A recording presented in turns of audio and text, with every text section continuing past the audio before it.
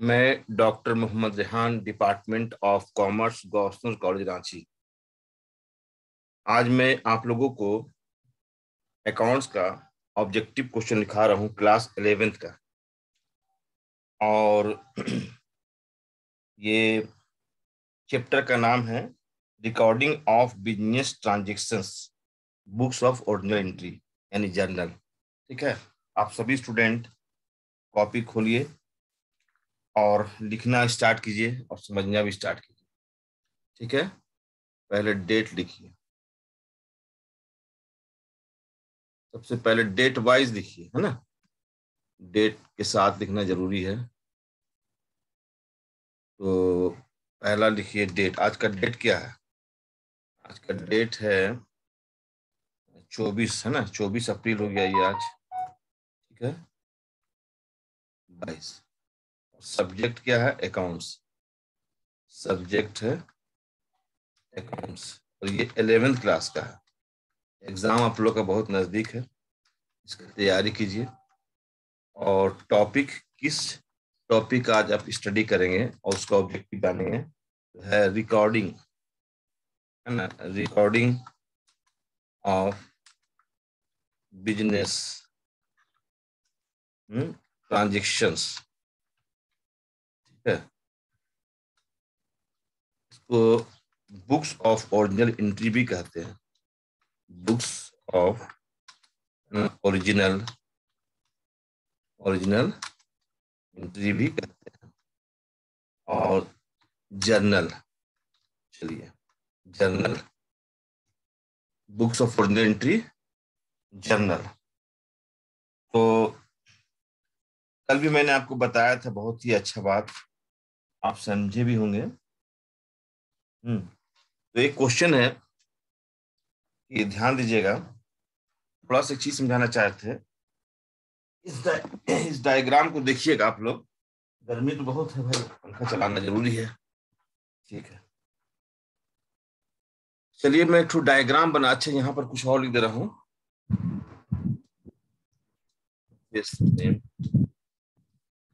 तापमान आज 37 डिग्री है।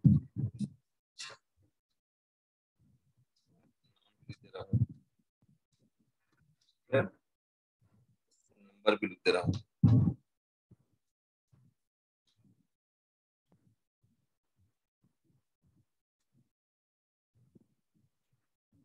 व्हाट्सएप नंबर भी लिख दे रहा हूँ।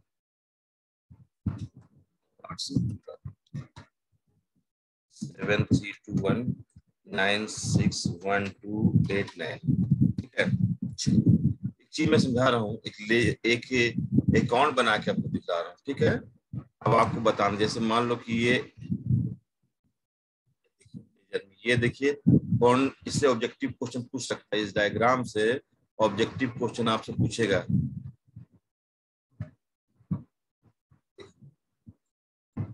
ये एक में देखिए, ठीक है, जर्नल में कितने कॉलम होते हैं और लेजर में कितने कॉलम होते हैं, इसको समझाने का कोशिश कर रहा हूँ। ठीक है, देखो यहाँ पर जैसे मैं एक अकाउंट तैयार कर रहा हूँ किसी का, थोड़ा सा इसको समझाना चाहता हूँ। ठीक है, इसको थोड़ा सा आगे पीछे हो गया है, अब ध्यान से तुम लोग देखना है।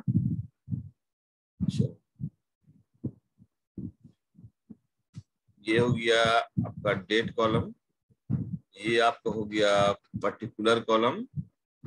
ठीक है ना, और ये हो गया आपका लेजर। लेजर लेजर में जनरल वैल्यू लिखा जाता है।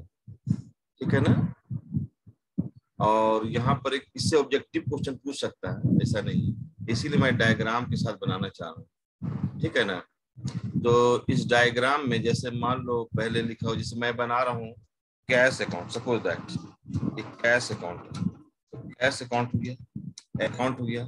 तो इसको ये जो है, मैं बैठा हूँ, ये मेरा लेफ्ट हैंड साइड है, ये मेरा क्या हुआ, LHS, लेफ्ट हैंड साइड हो गया। ये मेरा क्या हो गया स्टूडेंट, ध्यान दीजिएगा, right hand side, right hand side, RHS left hand side और राइट हैंड साइड। अकाउंट के दो साइड होते हैं, अकाउंट के दो साइड होते हैं, एक लेफ्ट हैंड साइड होता है और एक राइट हैंड साइड होता है, ठीक है। और इसका भी लेक्चर 1 है, नया टॉपिक है, इसका भी लेक्चर 1 है, ठीक है। और ये मैं समझाना चाह रहा हूँ, अकाउंट के दो साइड होते हैं, कितने साइड होते हैं, दो साइड, एक लेफ्ट हैंड साइड होता है और एक राइट हैंड साइड होता है। लेफ्ट हैंड साइड में हम लोग लिखते हैं डेबिट, क्या लिखते हैं, डेबिट। इसको समझिए, ये ऑब्जेक्टिव क्वेश्चन पूछता है, और इसको कहते हैं क्रेडिट, इसको कहते हैं क्रेडिट। राइट हैंड साइड को क्रेडिट करते हैं, ठीक है। और यहाँ लिखते हैं डेट, डेट लिखते हैं, और यहाँ लिखते हैं पार्टिकुलर्स, पार्टिकुलर्स, है ना। और यहाँ लिखते हैं JF, JF, ठीक है। इसमें लिखिए J full stop F। Ledger में JF लिखा जाता है, याद रखिएगा, है ना। जर्नल से ला रहे हैं, क्योंकि लेजर जो बनता है वो जर्नल के माध्यम से बनता है ना, उसको पोस्टिंग किया जाता है, तो इसलिए यहाँ पर जर्नल फेलियो लिखा जाता है। यहाँ लिखिए डेट, डेट लिखिए, और यहाँ लिखिए पार्टिकुलर्स, पार्टिकुलर्स, ठीक है। और ये इसी तरह लिखिए JF, J full stop A full stop amount, A full stop AMT amount.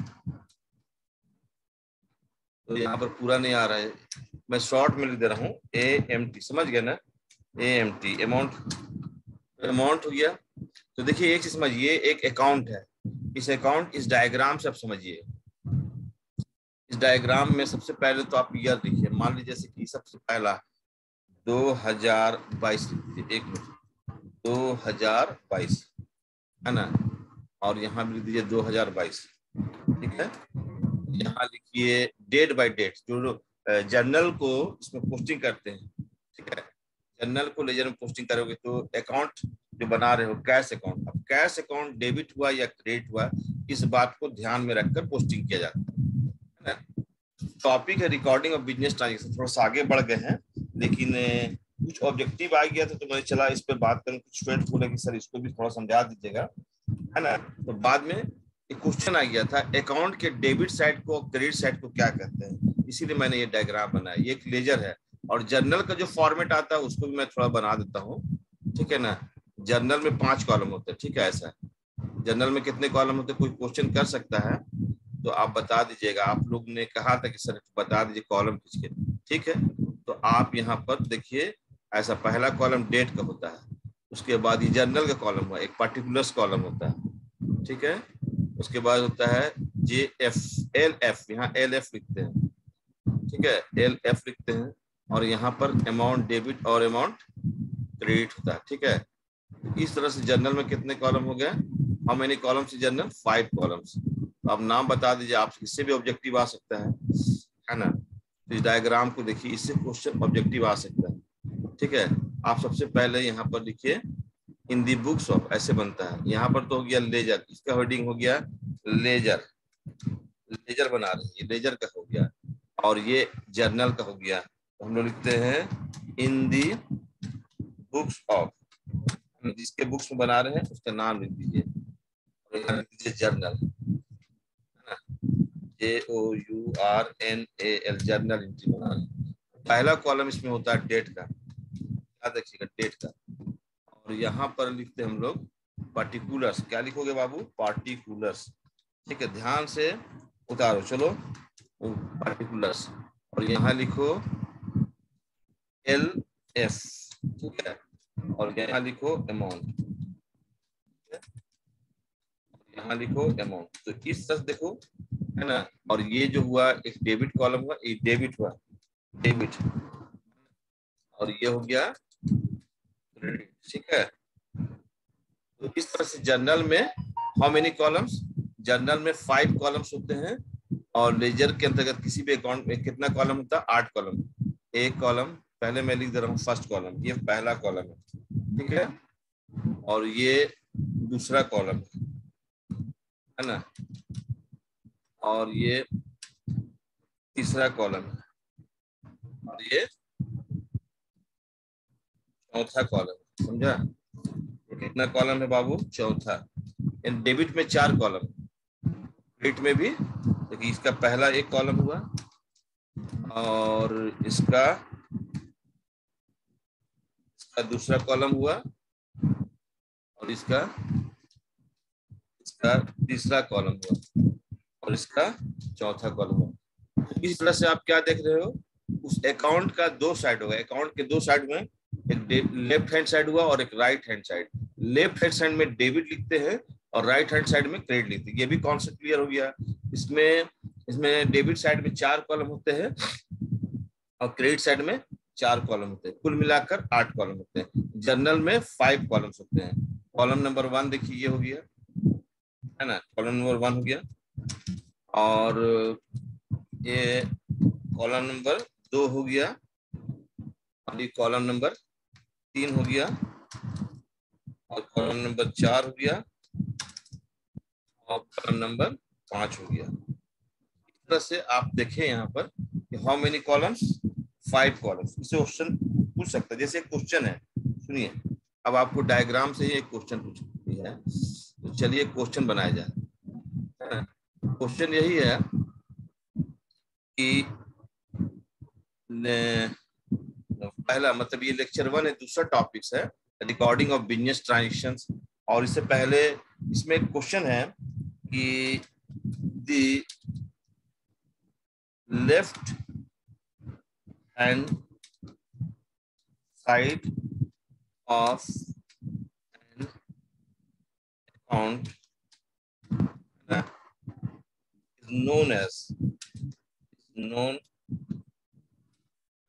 ठीक है, जो लेफ्ट हैंड साइड, अकाउंट का जो लेफ्ट हैंड साइड होता है उसको क्या कहते हैं? अब 4 ऑप्शन था, तो इसमें एक ऑप्शन सही होगा और आपको बताना है। पहला ऑप्शन है डेबिट साइड, है ना, डेबिट साइड। दूसरा ऑप्शन है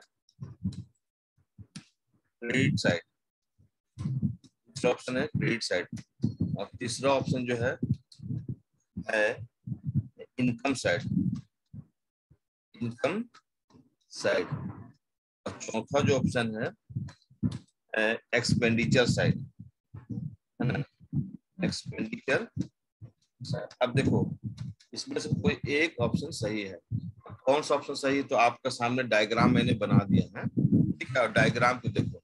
चलो अभी इसको जवाब देना है, तो देखो मैं आपको दिखा रहा हूँ, ठीक है, देखो देखो, ये लेफ्ट हैंड साइड है ना, LHSS, देखो यहाँ पर समझा रही है, लेफ्ट हैंड साइड है। लेफ्ट हैंड साइड के ठीक लिखा हुआ है डेबिट, क्या लिखा हुआ है?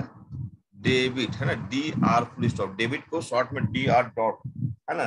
तो अकाउंट के लेफ्ट हैंड साइड को क्या कहते हैं, जल्दी बताओ? डेबिट साइड, क्या कहेंगे, है ना, यानी कि अकाउंट के लेफ्ट हैंड साइड को क्या कहेंगे, जल्दी बताओ? देखो, ये डेबिट साइड, ये इसका राइट आंसर है, डेबिट साइड, है ना, ये जो है राइट आंसर है, देखो डेबिट साइड, इसी में टिक करेंगे। चलो मैं ग्रीन पेन से टिक कर दे रहा हूँ, है ना। अब आप लोग के पास, तो आपको तो OMR शीट मिलेगा, आपको ब्लैक पेन से गोल गोल करना होगा वहां एग्जाम में, ठीक है। यहाँ टिक नहीं करना है, एग्जाम में गोल गोल करना रहेगा, ऑप्शन नंबर ABCD, उसमें गोल करना, गोल गोल ब्लैक पेन से करना, और ये गोल जो करोगे, है ना, वो सही ढंग से करोगे। तो क्लियर हो गया?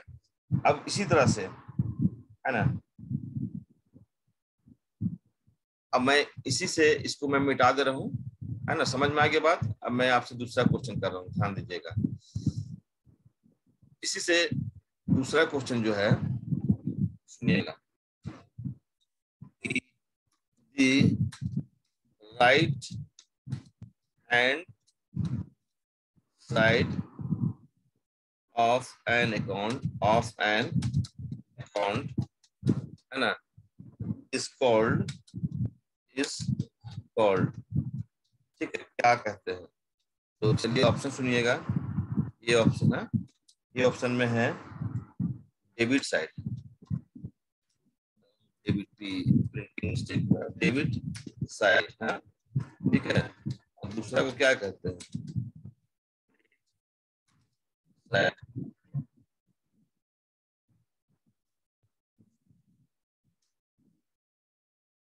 इनकम साइड,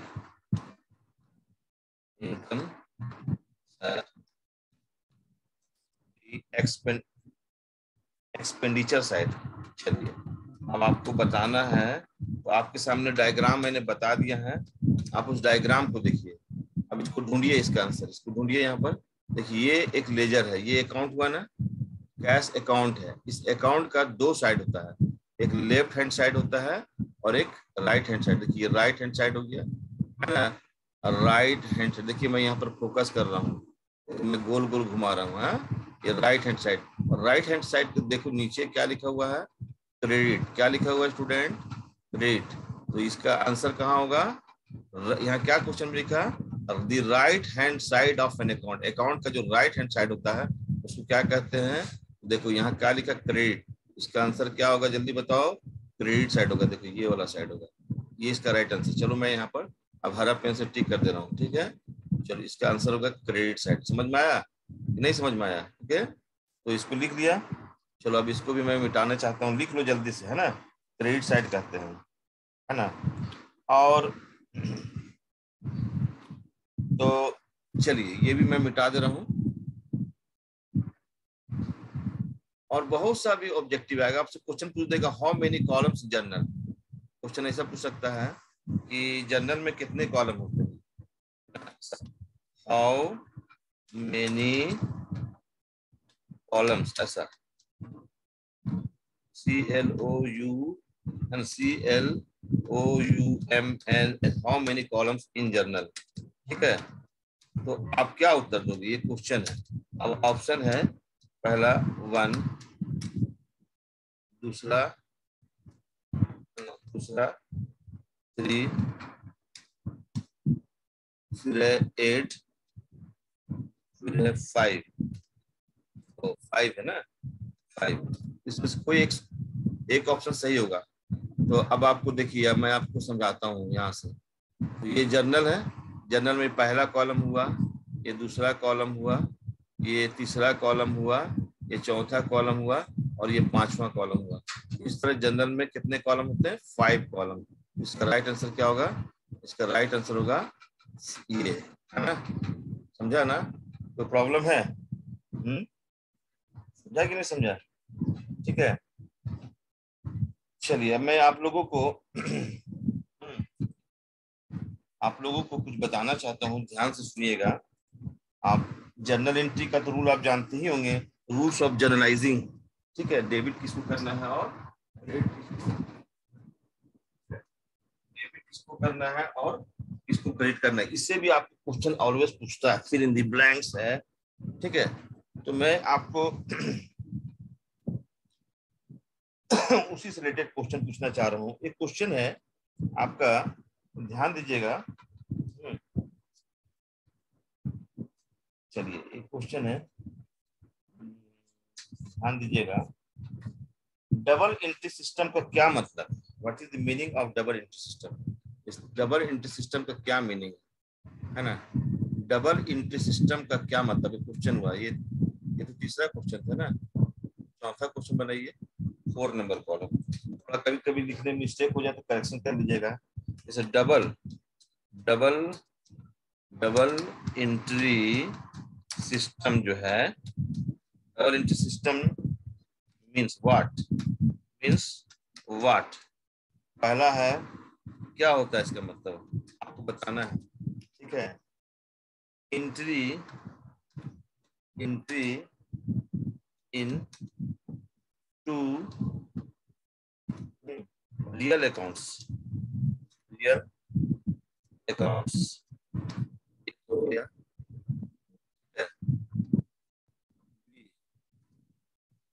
ये है two entries in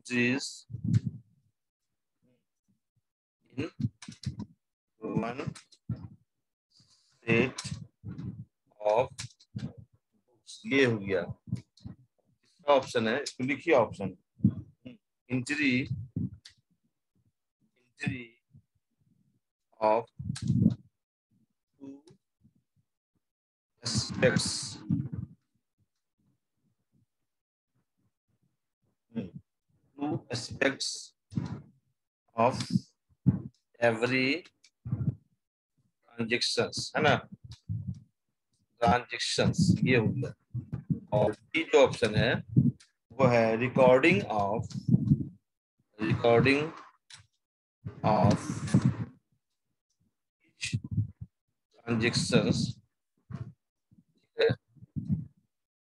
transactions in two set of books. इसके बारे में पहले ही बताया था कि डबल एंट्री सिस्टम को इन्वेंट करने वाले विद्वान का क्या नाम था, लुकास पैस्कली नाम था, है ना। उन्होंने बताया था डबल एंट्री सिस्टम का जो कॉन्सेप्ट क्या बताया था कि प्रत्येक लेन देन के दो पहलू होते हैं, है ना। तो मैं मिटाना चाहता था, प्रत्येक लेन देन के दो पहलू होते हैं। तो इसका मतलब क्या हो गया, यहाँ पर जो सही बात होगा वो क्या, entries of two aspects of every transaction, ये राइट आंसर है, ठीक है, ये इसका राइट आंसर है। प्रत्येक लेन देन के दो पहलू होते हैं, है ना, ठीक है, दो दो एस्पेक्ट्स होते हैं, every entry of two aspects, ठीक है। बाकी सब रॉन्ग एंट्री है, रॉन्ग है, ये राइट आंसर है, ठीक है। चलो इसको भी इसको मैं मिटा देता हूँ, आप लिख लिए स्टूडेंट्स, मैं मिटा देता हूँ, ओके। चलिए अब आप 5 नंबर लिखिए, ठीक है, 5 नंबर लिखिए, 5 नंबर लिखिए, ठीक है। जर्नल क्वेश्चन है, जर्नल है ना, is a of, journal is a book of, ये है question, journal is a book of.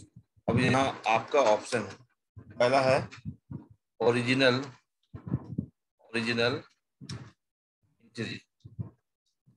ना, आपका तो टॉपिक में ही लिखा हुआ है, देखिए इसका आंसर वहीं छिपा हुआ है ना। दूसरा है फाइनल एंट्री है ना। और तीसरा है कैश ट्रांजेक्शंस, ठीक है। और है नन कैश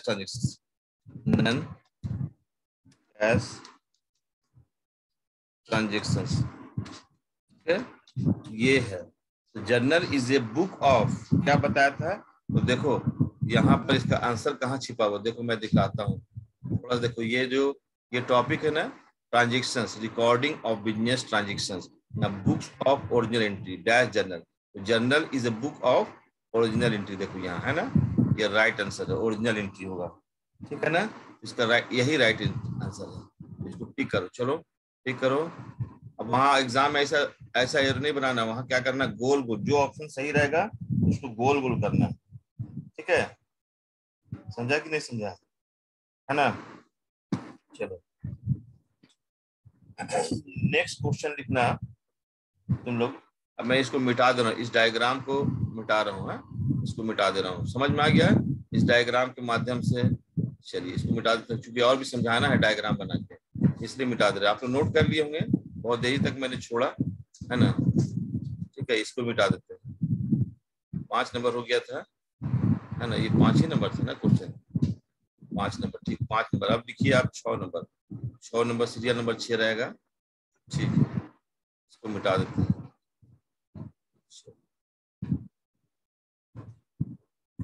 जर्नल से रिलेटेड क्वेश्चन है, जर्नल से, अभी लेजर के बारे में, लेजर से कुछ रिलेटेड क्वेश्चन नहीं था, ये अकाउंट बताने के चलते आपको बताया कि अकाउंट का लेफ्ट हैंड साइड में क्या है और राइट हैंड साइड में क्या है। थोड़ा सा और बता सकते इसी में, लेकिन चलिए फिर नेक्स्ट में तो बताना ही है हमको लेजर में, तो इसको मिटा देते धीरे धीरे करके। आप लोग बनाइए, ऐसे थोड़ी होगा, रेड गए पास कर जाइए ऑब्जेक्टिव में, ऑब्जेक्टिव में पास करने के लिए थ्योरी को जानना बहुत जरूरी है, ठीक है। अब देखिए जैसे एग्जांपल के तौर पर कि आप किसको डेबिट कीजिएगा या किसको क्रेडिट कीजिएगा, आप जर्नलाइजिंग तो वही 3 golden rules of double entry system जानते ही हैं, किस अकाउंट को डेबिट करना है, उस अकाउंट को क्रेडिट करना है, ठीक है। जैसे एक चीज समझ जाइए, है ना, कि आपको जर्नल उसी से क्वेश्चन दे रहे हैं, किसको डेबिट करेंगे और किसको क्रेडिट करेंगे। जैसे लिखा हुआ है कि एग्जाम्पल के तौर पर ये छठा है, अब देखिए 76 नंबर क्वेश्चन सुन लीजिएगा। लिखा हुआ परचेज ऑफ मशीन, इस तरह का भी ऑब्जेक्टिव आपको मिलेगा, परचेज ऑफ मशीन। आप प्रैक्टिकल क्वेश्चन बनाए हैं परचेज ऑफ मशीन, है ना, purchase of machine for cash, for cash, machine purchase किए हैं फॉर कैश में, purchase of machine for cash will B, है ना, विल बी डेबिटेड टू, मैं एग्जांपल दिया हूं, विल बी डेबिटेड टू, अब किसको डेबिट किया जाएगा, क्या मशीन परचेज किया गया है। अब देखिए इसका ऑप्शन सुन लीजिएगा, बाद में एक्सप्लेनेशन होगा। पहला है कैश अकाउंट, अकाउंट, दूसरा है ना परचेज अकाउंट, परचेज अकाउंट, और तीसरा है मशीन अकाउंट, मशीन अकाउंट है नन ऑफ दिस। अब मैं आपको ट्रांजेक्शन, इसका आंसर ढूंढने के लिए आपको जर्नल को जानना जरूरी होगा। जैसे मशीन हम परचेज कर रहे हैं तो उसका एंट्री क्या बनेगा, इसका एंट्री क्या बनेगा, मशीन परचेज कर रहे हैं, एक कैपिटल एक्सपेंडिचर हुआ, मशीन परचेज कर रहे हैं, बिल्डिंग परचेज कर रहे हैं, लैंड परचेज कर रहे हैं, ये कैपिटल एक्सपेंडिचर हुआ। और जब परचेज करेंगे तो मशीन को परचेज करें, उसका गारंटी बनेगा मशीन अकाउंट डेबिट, है ना, मशीन अकाउंट को डेबिट करेंगे। हाँ। और अगर कैश परचेज कर रहे हैं तो कैश यहाँ पर क्रेडिट हो रहा है, यहाँ पर कैश जो है क्या हो रहा है, क्रेडिट हो रहा है। मैं समझाता हूँ, ध्यान दीजिएगा, है ना।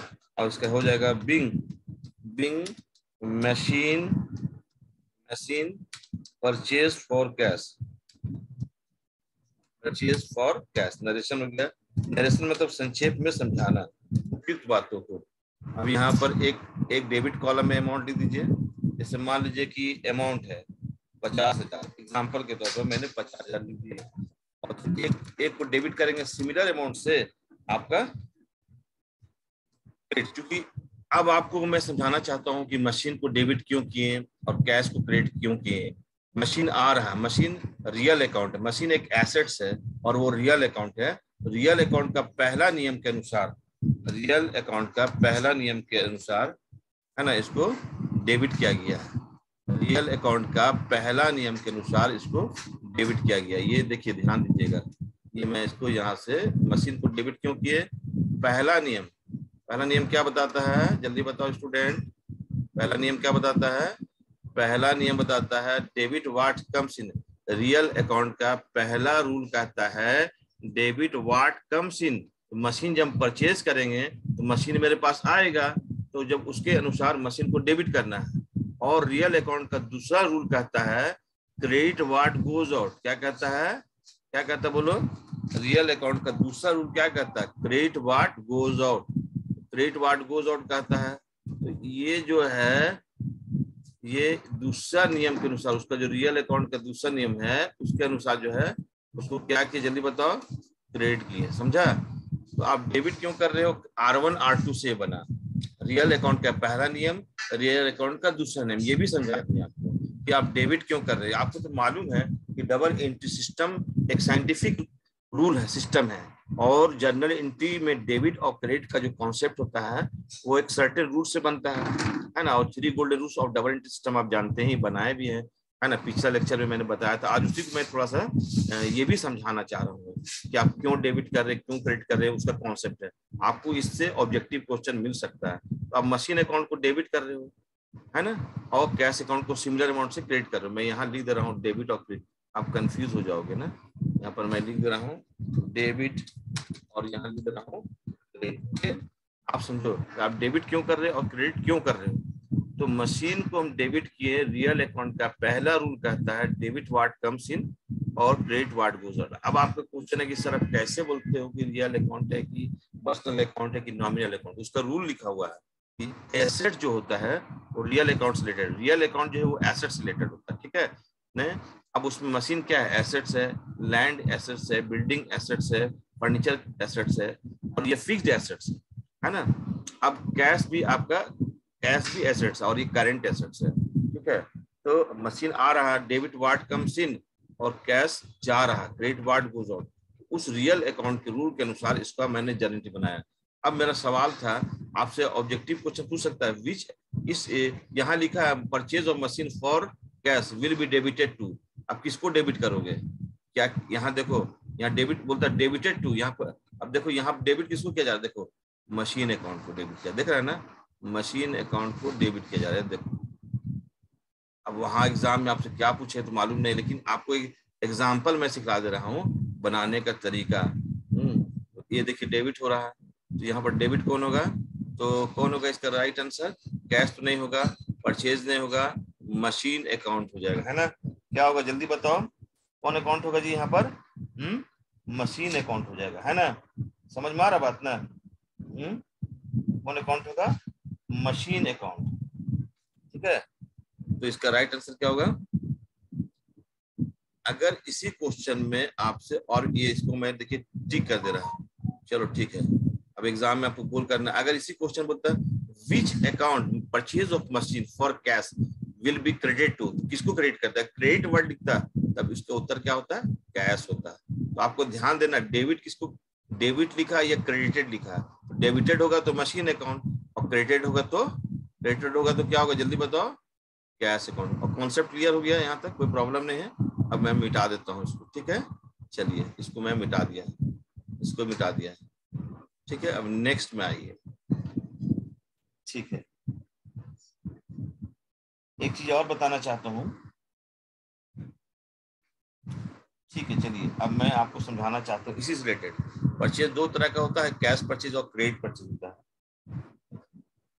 अब देखिए यहाँ पर ये था आपका 6 नंबर था ना, 6 नंबर था ना, एक मिनट देखता हूँ, 6 नंबर था, हाँ 6 नंबर, ओके, तो 6 नंबर था, अब 7 नंबर होगा, ठीक है। अब कितना नंबर होगा, 7 नंबर, 7 नंबर आप देखिए, 7 नंबर, ठीक है, लिखा हुआ purchase of goods, purchase of goods, purchase of goods from Karim, from goods from Karim, Karim से गुड्स परचेज किए, है ना, फॉर कैश, देखिए कैश परचेज में फॉर कैश लिखना जरूरी है, नहीं तो क्रेडिट समझा जाएगा। Purchase of goods from Karim for cash will be, आपको मैं इतना समझा दे रहा हूं कि आप जवाब दे सकते हैं, है ना। वैसे ऑब्जेक्टिव का एंड नहीं होता है, हर चीज में ऑब्जेक्टिव बन सकता है। तो ऑप्शन सुनिएगा, इसका ऑप्शन सुनिएगा, ठीक है, उसके बाद जवाब दीजिएगा। परचेज अकाउंट, परचेज अकाउंट, दूसरा करीम अकाउंट, करीम से अकाउंट, और सी cash account, cash account, be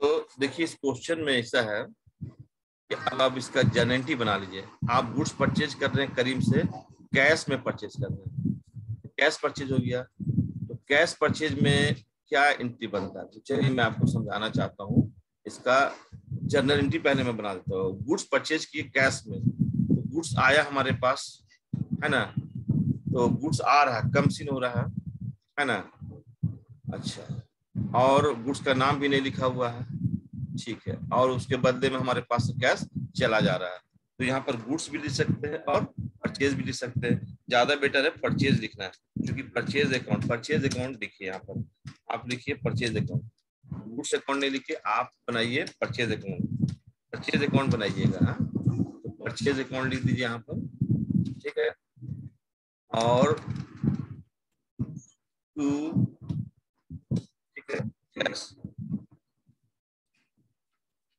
cash account, ठीक है। अब यहाँ पर देखिए Bing goods purchase for cash, ठीक है, गुड्स परचेज फॉर कैश। मान लीजिए अमाउंट है 50,000, सपोज कीजिए 50,000 का अमाउंट है। 50,000 से आप डेबिट कीजिए, सिमिलर अमाउंट से क्रेडिट कीजिए, है ना। 50,000 से डेबिट कीजिए,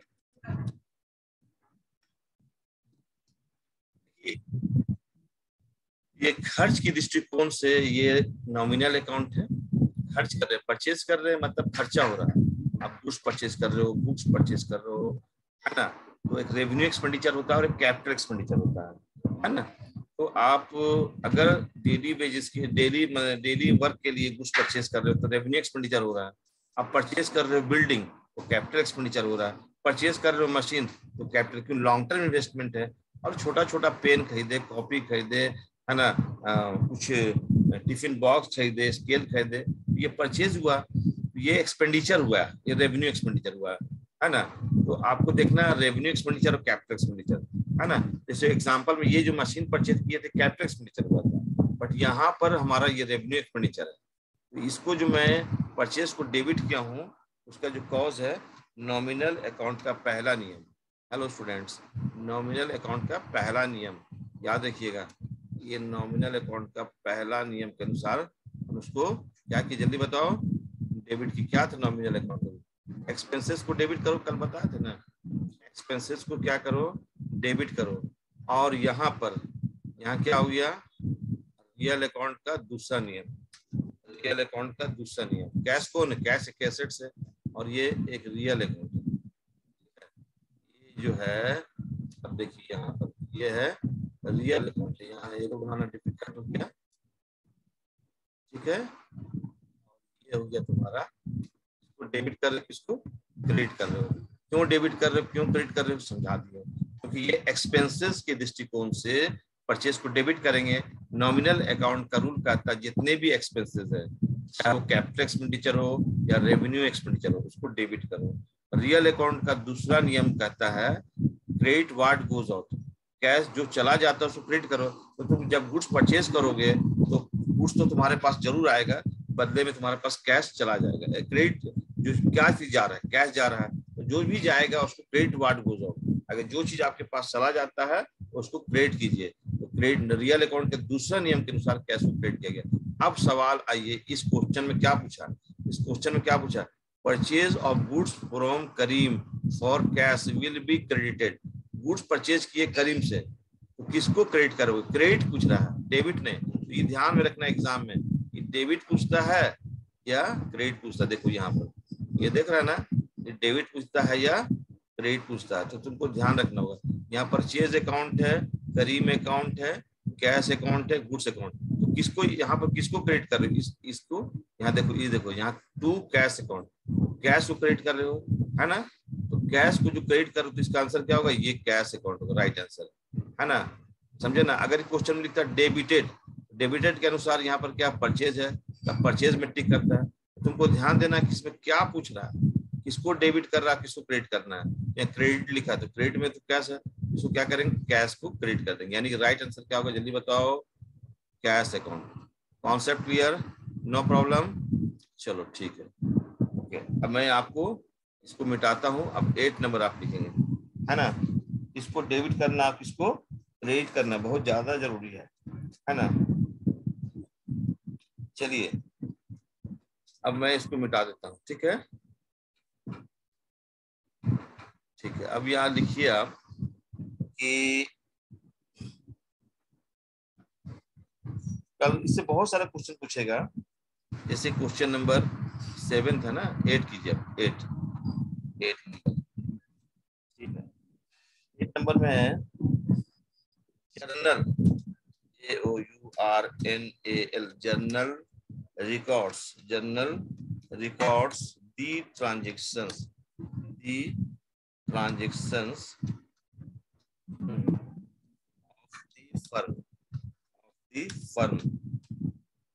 फर्म इन, सुनो, जैसे कि 1 ऑप्शन में है periodical manner, PERIODICAL, periodical manner पहला। दूसरा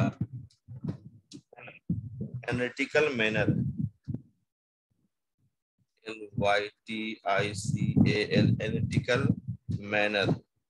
कोई भी स्टूडेंट को जब दिक्कत होगा, नहीं समझ में आएगा, तो जरूर हमको कांटेक्ट कीजिएगा, बताइएगा, मैं हेल्प करूंगा।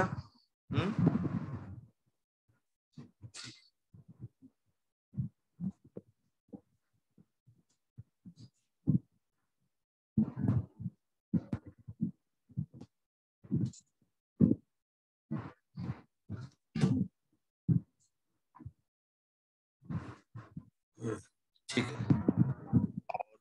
इसी में है क्रोनोलॉजिकल, CHRONOLOGICAL,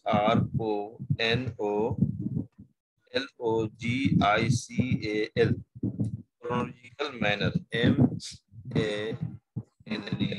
क्रोनोलॉजिकल मैनर यहाँ लिख दीजिए, अभी छोड़ देना, ठीक है। मैनर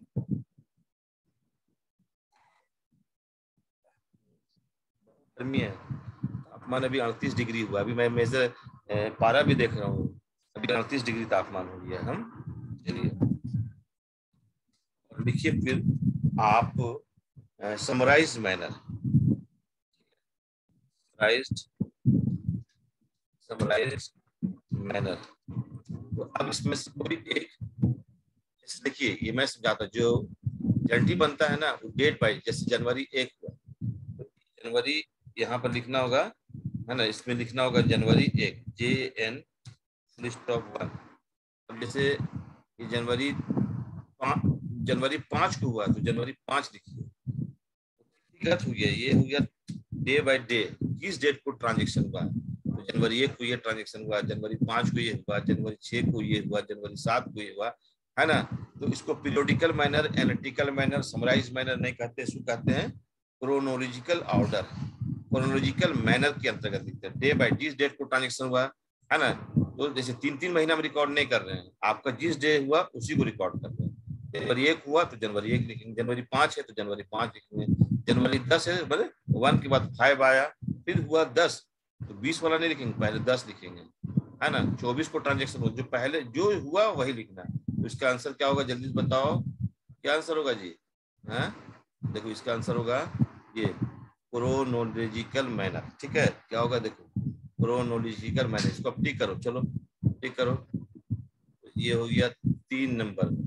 यहाँ पर मैं थोड़ा डायग्राम बनाने भूल गया हूँ, और यहाँ पर देखता हूँ कोशिश करके, ये डाल देता हूँ, क्रोनोलॉजिकल मैनर 3 नंबर, ये सही है, इसका राइट आंसर होगा ये। ठीक है, देखो आपको एग्जाम में गोल गोल करना हो, ब्लैक पेन से, ब्लैक पेन लिखो, जो कंप्यूटराइज रहेगा वो मार्कशीट में ब्लैक पेन इस्तेमाल करोगे।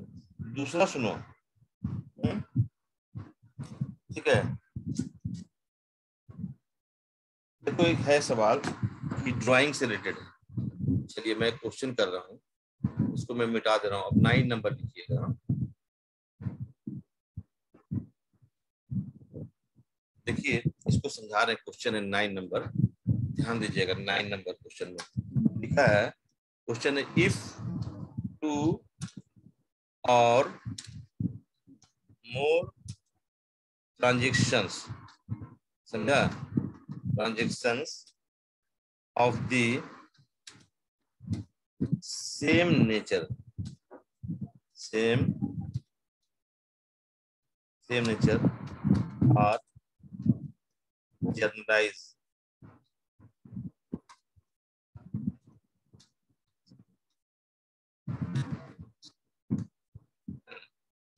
it is known, KNOWN, known as, option सुनो पहले, separate journal entries, separate, SEPARATE, separate journal, है ना, एंट्री। दूसरा compound,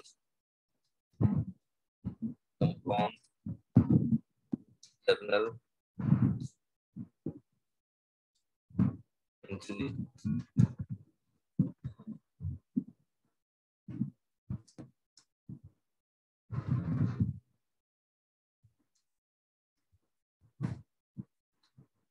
the posting the none of these, none of these। अब ध्यान दीजिए, लिखा है इफ टू और more transaction of the same nature are generalised together it is known as. देखिए समझाते हैं, थोड़ा सा ध्यान दीजिएगा। इसको समझाने के लिए मैं यहाँ पर एक ले रहा हूँ बात। जैसे मान लो कि जनवरी 5 में 2 ट्रांजेक्शन हुआ है, जनवरी 5 में 2 ट्रांजेक्शन हुआ है, रेंट पेमेंट किए हैं, रेंट पेमेंट किए तो rent account debit, rent payment कर रहे हैं तो रेंट अकाउंट को क्या करेंगे, डेबिट कर देंगे। और to cash account, rent payment किए तो इसका एंट्री क्या हुआ है ना। अब being rent paid in cash, समझा, being rent paid in cash, ये हो गया एक ट्रांजेक्शन। 5,000 रुपये रेंट पेमेंट कितना किए, 5,000 पेमेंट किए, ठीक है ओके। अब जनवरी 5 को एक और ट्रांजेक्शन हुआ ठीक है, जनवरी 5 को एक और ट्रांजेक्शन हुआ, जनवरी 5 को एक और ट्रांजेक्शन हुआ, याद रखिएगा। सैलरी पेड कर रहे हैं, सैलरी पेड कर रहे हैं, सैलरी अकाउंट क्या हो गया, डेबिट। सैलरी पेमेंट करेंगे तो सैलरी को डेबिट कर दिए और कैश को क्रेडिट कर दिए, है ना। सैलरी पेड किए तो सैलरी को डेबिट कर दिए और कैश को क्रेडिट कर दिए, हो गया बिंग ना सैलरी। उसको ऐसा कीजिए, यहाँ हटा दीजिए, बिंग है ना, being salary paid, being salary paid है ना, कैश, ठीक है। कैश में दिए तो कैश लिखना चाहिए, कैश में दिए ना, तो सैलरी पेमेंट किस में किए हैं, कैश में, कैश वर्ड का इस्तेमाल किए हम लोग। चलिए अब यहाँ लिख दिए, मान लीजिए पेमेंट किए हैं 6,000, तो अब इसको, इसका एक एंट्री बन सकता है, इसका एक जगह सेम डे को अलग अलग नहीं करके हम कॉमन, कैश तो यहाँ कॉमन है, तो इन दोनों के लिए, इन दोनों के लिए एक एंट्री बन सकता है। क्या बनेगा, तो मैं यहाँ बना के दिखा रहा हूँ, क्या बनेगा, rent, rent account debit, rent account, rent account को क्या करेंगे, डेबिट कर देंगे, और सैलरी अकाउंट को, सैलरी अकाउंट को क्या करेंगे, डेबिट कर देंगे, सैलरी अकाउंट को क्या करेंगे, डेबिट कर देंगे, और यहाँ क्या लिख देंगे, कैश, टू कैश। इसको कहते हैं कंपाउंड इंट्रीज, कैश अकाउंट, है ना। सैलरी अकाउंट को डेबिट करेंगे, रेंट अकाउंट को डेबिट करेंगे और कैश अकाउंट को क्रेडिट कर देंगे। समझा कि नहीं समझा, ठीक है। तो इसको क्या कहते हैं, कंपाउंड इंट्रीज, है ना, क्या कहते हैं, इसी को कहते हैं कंपाउंड इंट्रीज। याद रखिएगा, इसको क्या कहते हैं, कंपाउंड इंट्रीज, एक साथ कर दिए, ठीक है। तो चलिए, इसका ऑप्शन को आपको ढूंढना होगा और आप जल्दी से उतार लीजिए, फिर आपके साथ डिस्कशन करेंगे, है ना, क्या करना होगा, इसका इसका क्या कॉन्सेप्ट होगा। तो क्या था, कंपाउंड जर्नल एंट्रीज का कॉन्सेप्ट क्या था कि समटाइम्स टू और more transaction relating to one particular account like take place of the same date, है ना, सेम प्लेस हो रहा है। अब रेंट पेमेंट कर रहे तो rent account debit to cash हुआ, सैलरी पेमेंट किया तो salary account debit to cash account हुआ। इसको क्या बना दीजिए, एक साथ, समझ गए। चलिए, इसको क्या कहते हैं, compound journal entries. Compound journal entries हुआ, इसको कहेंगे, नरेशन लिख दीजिए, being rent and salary paid, paid in cash. अब देखिए समय भी बच गया आपका ना, इसको एक जगह बनाइए, टाइम बचाना है है ना। तो आप इसको लिख दीजिए, हेलो स्टूडेंट, इसको लिखिए ऐसे, बिंग रेंट कंपाउंड गारंटी। समझ में आया ना क्या होगा, इसको कंपाउंड कर दिए। तो देखिए ये 5 और 6 को एक समय पर हम लोग जनवरी 5 लिख के ही ये इसको एक साथ कंपाउंड कर दिए, है ना। तो इसको कहते हैं कंपाउंड जर्नल एंट्री, है ना। तो इसको मैं देखिए यहाँ मैं दिखा रहा हूँ, ठीक है। इसको देखिए, ये जो जनवरी 5 को देखिए rent account debit to cash account, फिर salary account debit to cash account, इन यहाँ से लेके इन दोनों के लिए इतना जगह नहीं लेके एक कंपाउंड एंट्री कर दीजिए, एक कंपाउंड जर्नल एंट्री कर दीजिए। और उसका क्या होगा कंपाउंड जर्नल एंट्री, तो देखिए यहाँ पर rent account debit, salary account debit to cash account, अब आप लोग बना सकते हैं। अब इस ऑब्जेक्टिव में देखिए सेपरेट जर्नल एंट्री तो हमने सेपरेट बोलता है इफ टू और more transaction of the same nature are journalize together it is known as, क्या होगा बाबू, compound journal entry. Compound journal entry, separate journal entry नहीं होगा, पोस्टिंग नहीं होगा, नन ऑफ दिस। यहाँ क्या होगा बोलो, कंपाउंड जर्नल एंट्री। तो टिक करो, चलो टिक करो, ये वाला होगा एंट्री। समझ में आए बात ना। चलिए मैं अब इसको मिटाता हूँ, है ना। आप लोग को उतार दिए होंगे, ठीक है। चलो थोड़ा टाइम लगेगा लेकिन समझ में भी आना चाहिए। और इसी बहाना आप गारंटी बनाने भी सीख जाइएगा, इसको डेबिट करना किसको, है ना। ठीक है,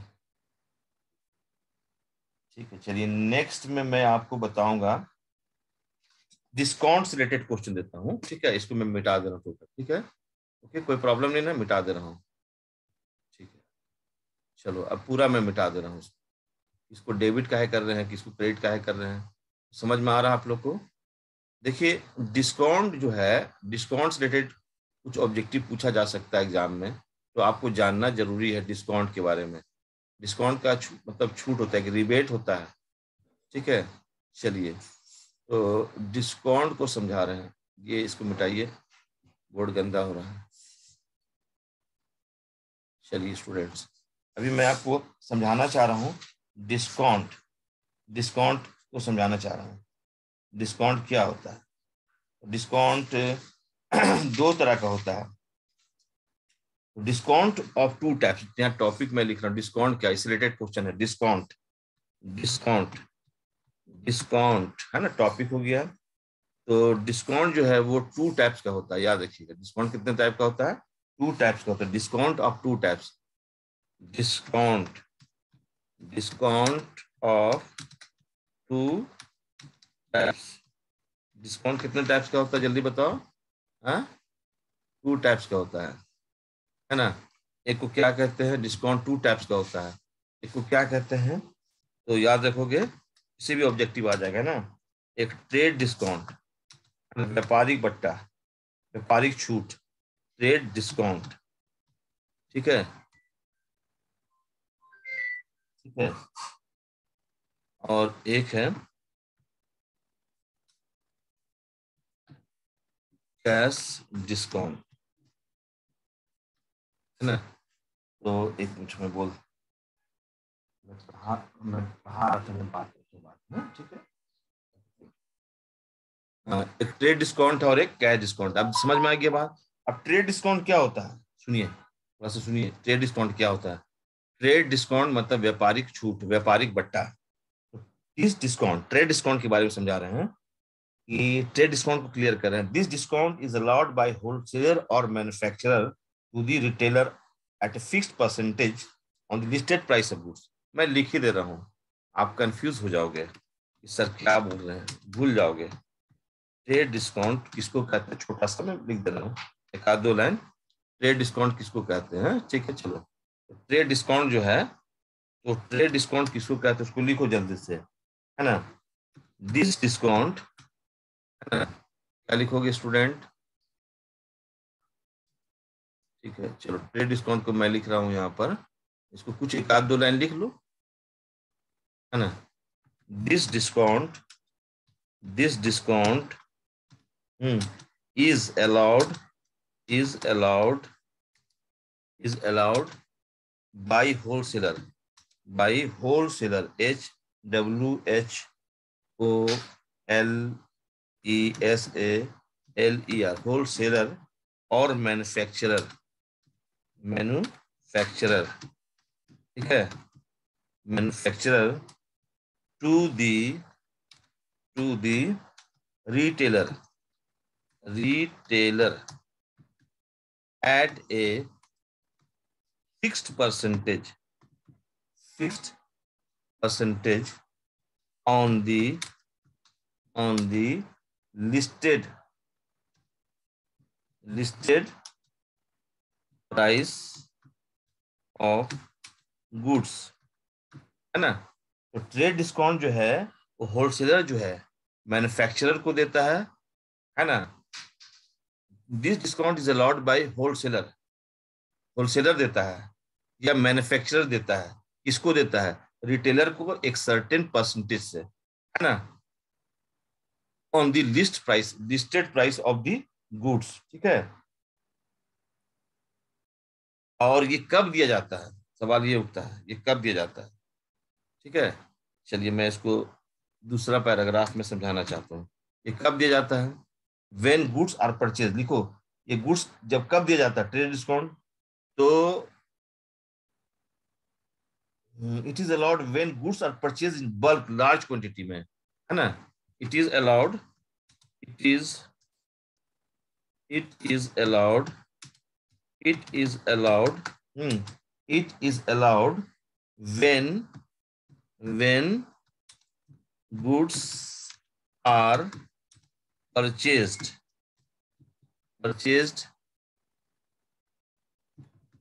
in bulk, BULK, bulk, ठीक है,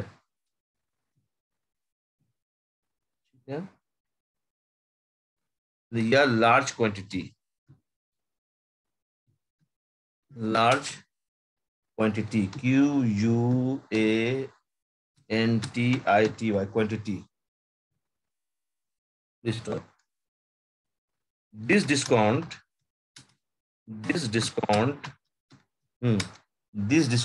is allowed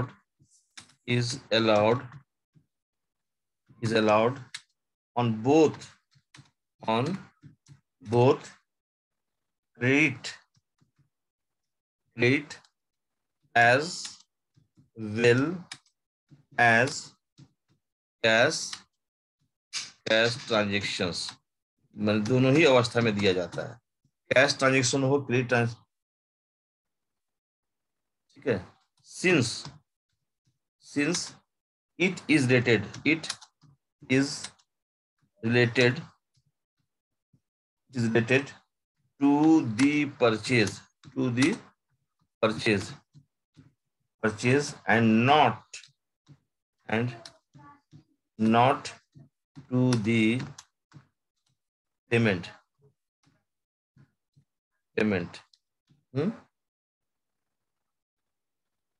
अब इस बात एक और लाइन देख लो, यहाँ पर मैं यहाँ लिख दे रहा हूं, इसको ध्यान देना तुम। हाँ, no separate entry is passed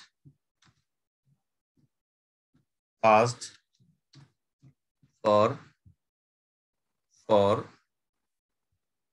the trade discount।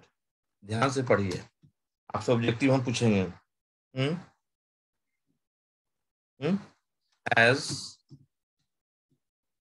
it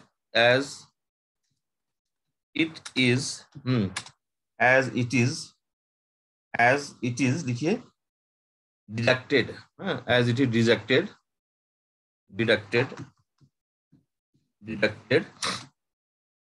from the cash memo, CAS, cash memo,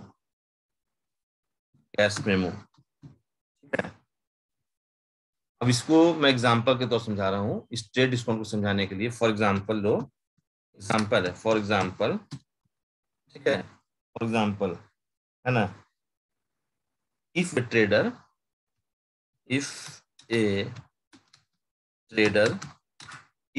trader sells goods of the list price of ₹1 lakh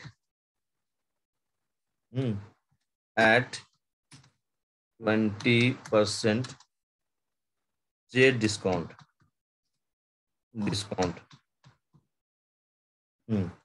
for cash and the entry will be क्या होगा entry?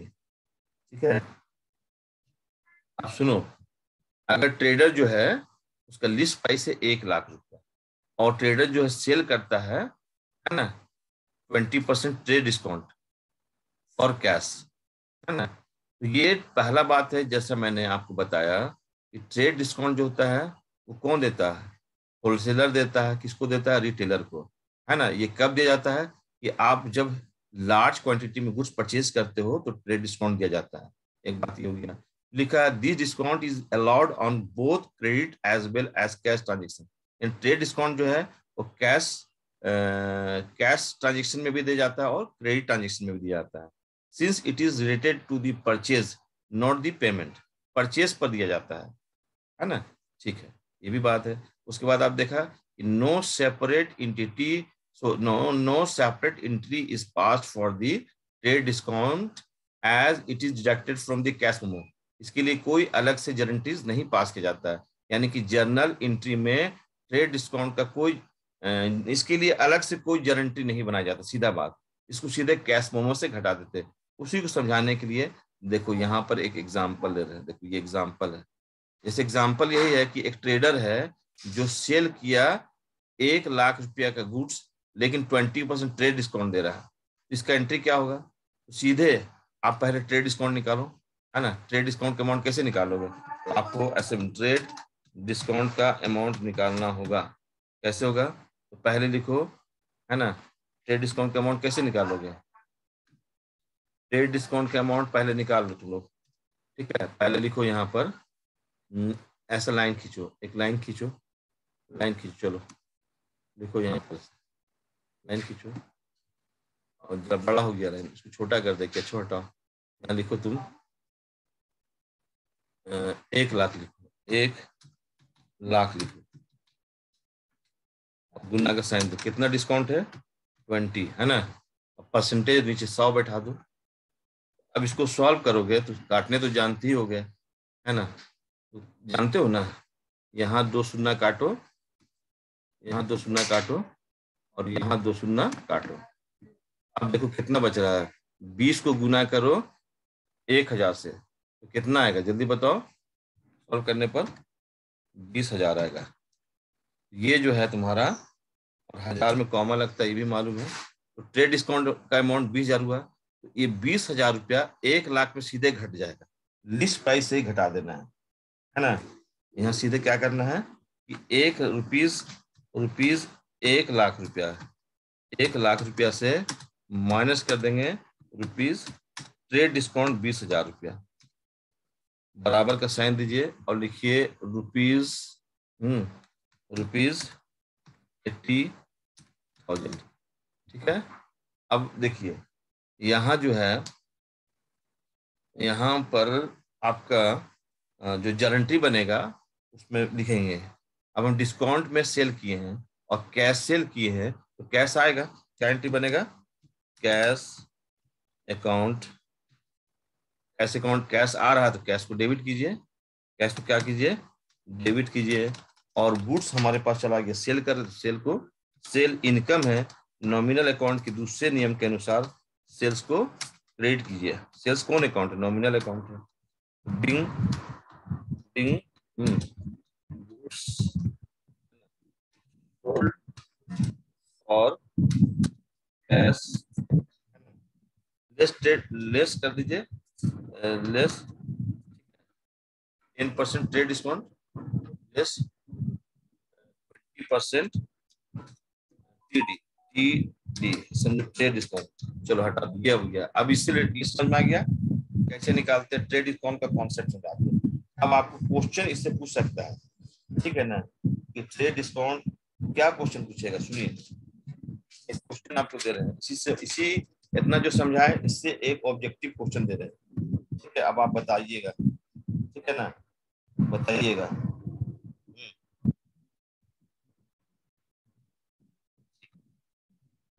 तो question यही है objective का, इसको मिटा दिया जाए। चलिए इसको मिटा दिया जाए, ना पढ़ा दिया आप लोग को। नहीं नहीं, इसको नहीं मिटाते क्योंकि अभी प्रूफ भी करना होगा ना, प्रूफ करना होगा, नहीं मिटाएंगे। ठीक है, चलो प्रूफ कर देते हैं। उस ऑब्जेक्टिव का जगह यहाँ पर दे रहे हैं। क्वेश्चन है ये कितना होगा, क्वेश्चन नंबर 9 होगा ना। ठीक है, 9 नंबर होगा। ठीक है, जो भी ऑब्जेक्टिव यही है कि trade discount, trade discounts are, trade discounts are. अब ऑप्शन है, सुनिएगा। ऑप्शन नंबर ए में है कि पहला recorded in books, recorded in books पहला। दूसरा है ना, not not recorded, recorded in books. दूसरा तीसरा है नॉट यूज्ड, नॉट यूज्ड। तीसरा ऐसे कर दो कि यूज्ड फॉर स्पेसिफिक,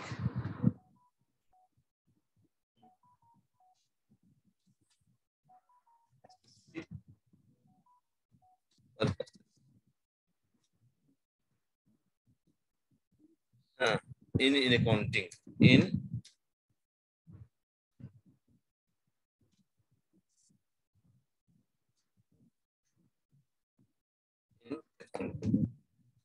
तो इसमें से एक ऑब्जेक्टिव सही होगा, एक कोई ऑप्शन सही होगा।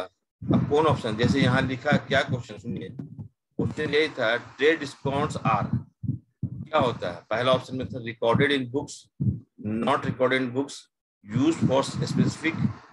यहाँ थोड़ा स्पेलिंग मिस्टेक किया है, स्पेसिफिक का स्पेलिंग होगा SPECIFIC,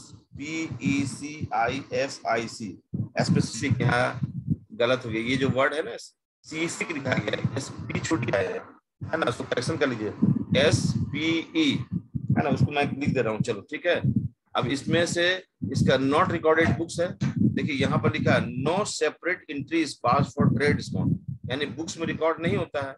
यहाँ कहाँ रिकॉर्ड हुआ, इसको तो घटा के नहीं लिखा जाता है यहाँ पर जो, इसलिए ये एंट्री क्या होगा, इसका सही epsilon naught recorded in books है ना, नॉट रिकॉर्डेड इन बुक्स इसका सही होगा। तो इसका इसका जो सही आंसर होगा नॉट रिकॉर्डेड बुक्स, ये इसका सही आंसर होगा, है ना। ठीक कर दिए। और यहाँ पर देखिए, यहाँ पर देखिए, यहाँ जो कैश को डेबिट करेंगे वो 80,000 से डेबिट करेंगे, तो 80,000 लिख दिए। और यहाँ को भी डेबिट करेंगे 80,000 से, हम सीधे 1 लाख नहीं लिखे, 1 लाख में डिस्काउंट घटा के लिखे, जो थ्योरी लिखा उसको प्रूफ कर दिए। आपको समझ में आ गया होगा ट्रेड डिस्काउंट, है ना। बट आपको शॉर्ट नोट्स में भी लिखने दे सकता है, इसलिए मैंने थ्योरी लिख दिया कि कुछ थ्योरी रहेगा तो आपको समझने में दिक्कत नहीं होगा। ठीक है, चलिए अब मैं मिटाना चाहता हूँ। अब आपको, ठीक है, इस तरह से आपका ट्रेड डिस्काउंट का ऑब्जेक्टिव आता है। नेक्स्ट है आपका ऑब्जेक्टिव, है ना। ठीक है, नेक्स्ट ऑब्जेक्टिव बनाइएगा,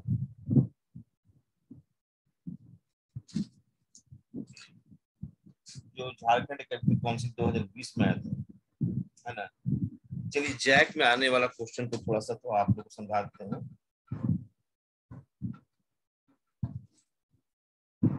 झारखंड एकेडमिक काउंसिल में आया था, तो क्वेश्चन बैंक से ही दे रहे हैं, तो इसको मैं मिटा दे रहा हूँ, ओके, आप नोट कर लिए। ठीक है, चलिए अब गैर डिस्काउंट को दूसरा लेक्चर में समझाएंगे, बहुत देरी से आप लोग को बता रहे थे। तो इतना तो 10-11 नंबर लिखिए, और सीरियल नंबर लिखने में मिस्टेक हो गया है आगे पीछे, उसको करेक्शन कीजिए। जैसे मैं आपको 11 नंबर दे रहा हूँ, पहले कौन सा ऑब्जेक्टिव 11 नंबर था कि 10 नंबर था पता नहीं, एक मिनट लिखना चाहता हूँ, कितना नंबर था, 9 नंबर था, उसको 10 नंबर कीजिए, ओके। ठीक है, सीरियल नंबर में 9, उसको मिटा देते हैं। ठीक है, 9 नंबर था, मतलब 10 नंबर स्टार्ट होगा। तो स्टूडेंट्स आप लोग थोड़ा, क्योंकि मैं थ्योरी भी पढ़ा रहा हूँ साथ साथ, तो थोड़ा मिस्टेक होगी आगे पीछे, बट आप लिखिए ये 10 नंबर कर दीजिए, है ना। तो देखिए इसमें क्वेश्चन है full name of JF. Full, इस क्वेश्चन है full name of J full stop a full stop is.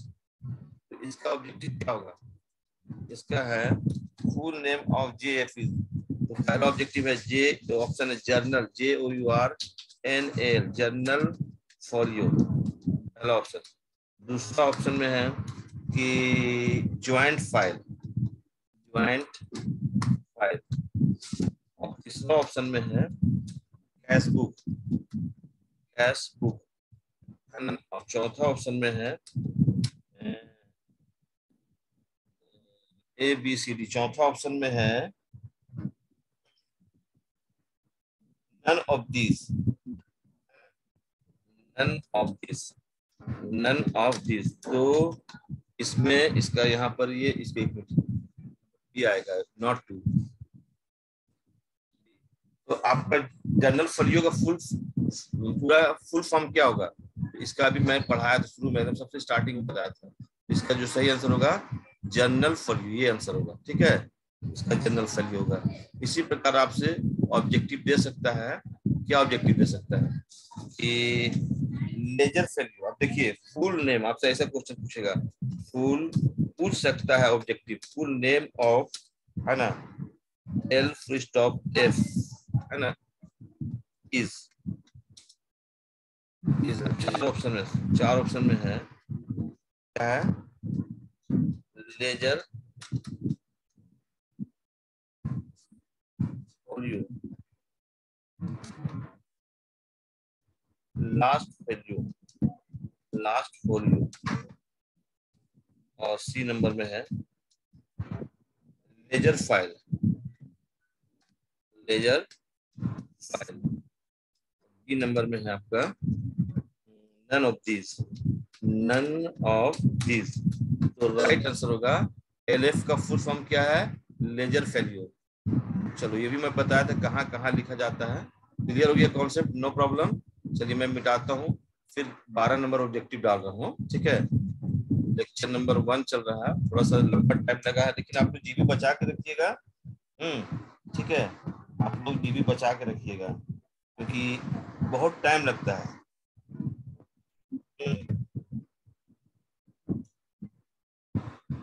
देखिए ये एक जैक बोर्ड में क्वेश्चन आया था, है ना। Word account not used with personal account in the word account is not used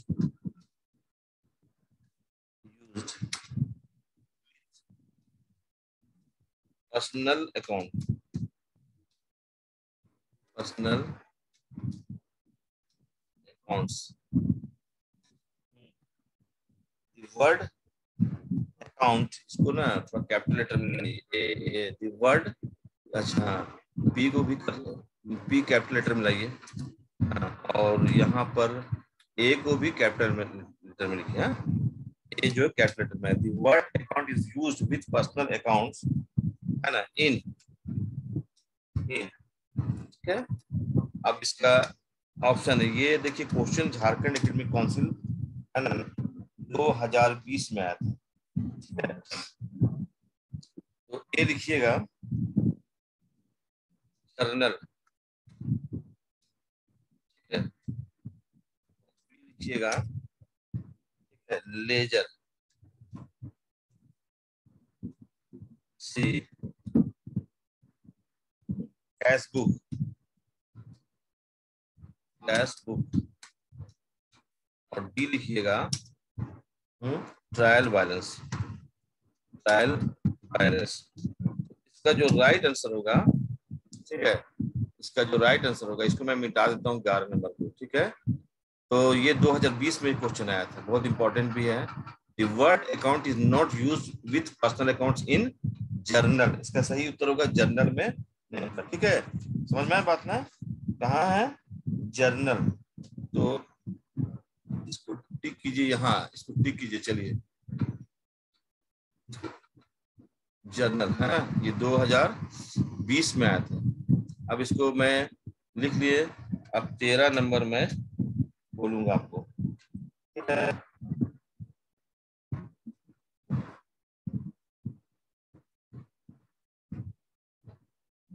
देखिए 2020 में बहुत सा ऐसा क्वेश्चन आया था जो मैंने आपको बता दिया, है ना।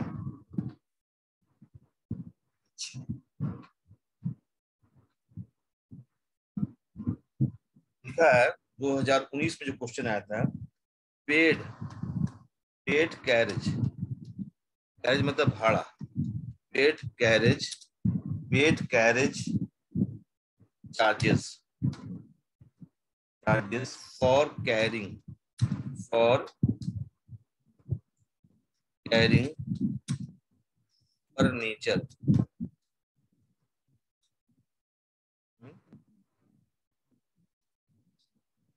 which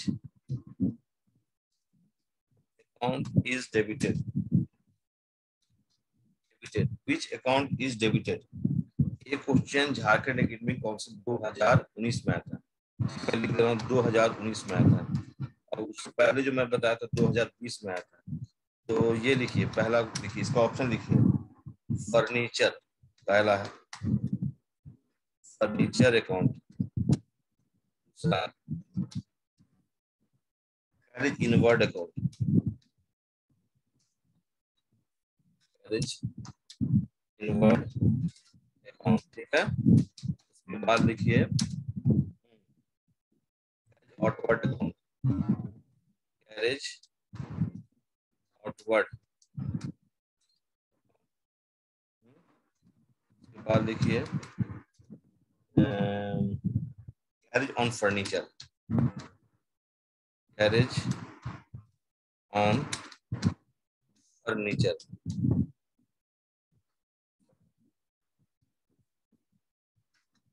फर्नीचर लिखिए। तो बेहतर तो ऑप्शन दे दिए, अभी का कोई जरूरत नहीं। चार्ट ऑप्शन बताओ, paid carriage charges, carrying furniture, है ना। तो which account is debited, furniture purchase कर रहे हो और फर्नीचर परचेज कर रहे हो, खाली पेड कैरेज रहता है ना, खाली पेड कैरेज चार्जेस रहता है तो एंट्री बनता है carriage charges account debit to cash account. But यहाँ स्पेशली वर्ड इस्तेमाल किया है पेड चार्जेस, है ना, paid carriage charges for carrying furniture, capital expenditure है ना, उसको बैठाने में या उसको लाने में जो खर्चा हुआ है तो उसका अमाउंट, ये कैपिटल एक्सपेंडिचर, तो किस अकाउंट को डेबिट करेंगे, एक क्वेश्चन है ना। तो यहाँ पर जो है वो फर्नीचर अकाउंट को आप विच अकाउंट इज डेबिटेड, किस अकाउंट को डेबिट करेंगे, फर्नीचर अकाउंट, है ना। समझ में आया बात ना, फर्नीचर अकाउंट को डेबिट करेंगे, ये यहाँ पर राइट आंसर होगा, समझ गया। फर्नीचर अकाउंट को डेबिट करेंगे, है ना, फर्नीचर अकाउंट को क्या कीजिएगा, डेबिट कीजिएगा। खाली पेड वेजेस रहता है, wages account debit to cash account, है ना।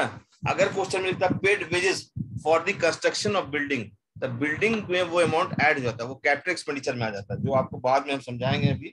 चलिए ठीक है, यहाँ पर हम किसको डेबिट करेंगे, फर्नीचर अकाउंट को, है ना। ठीक है स्टूडेंट्स, अभी मैं इसका इतने ही क्वेश्चन बना रहा हूँ लेक्चर नंबर 1 में, है ना, और नेक्स्ट में फिर इसका धीरे धीरे करके पढ़ा रहा हूँ। आप लोग एग्जाम बहुत नजदीक है, आप लोग तैयारी कीजिए, फिर मैं समझाऊंगा आपको, है ठीक है, एक्सप्लेनेशन के साथ, ठीक है। धन्यवाद, मैं अभी क्लोज कर रहा हूँ, नेक्स्ट इसका फिर वीडियो आएगा, हर चैप्टर का लेक्चर 2 भी आएगा। अभी हर का मैं लेक्चर 1 बना रहा हूँ, 10 क्वेश्चन, देखिए 40 डिग्री तापमान हो गया अभी, है ना, 10 क्वेश्चन, 12 क्वेश्चन, 13 क्वेश्चन का एक छोटा छोटा वीडियो बना रहा हूँ। और ऑब्जेक्टिव क्वेश्चन पूछने का तरीका ट्रू फॉल्स भी पूछ सकता है, फिल इन दी ब्लैंक्स भी पूछ सकता है ना, और मल्टीपल चॉइस क्वेश्चन, ये क्या मैं पढ़ा रहा हूँ, एमसीक्यू, यानी क्वेश्चन का 4 ऑप्शन है, उसमें से कोई एक ऑप्शन सही होगा, चूज दी करेक्ट आंसर वाला कॉन्सेप्ट है। तो फिल इन दी ब्लैंक्स पढ़ा दूंगा, है ना, और multiple fill in the blanks और राइट ट्रू और फॉल्स, इसको भी समझाऊंगा। अच्छा ठीक है, अभी लेक्चर 1 में 13 तो पढ़ो ना, लिखो, है ना, कोई प्रॉब्लम होगा, कोई मिस्टेक होगा तो बता दीजिएगा। हाँ, स्पेसिफिक वर्ड जरूर लिखिएगा, SPECIFIC, और लिखना भूल गए थे। चलो मैं अभी क्लोज कर रहा हूँ, और कोई प्रॉब्लम होगा तो आप हमको बोल सकते हैं या व्हाट्सएप में लिखिए, मैं करेक्शन करूंगा। Okay, thank you.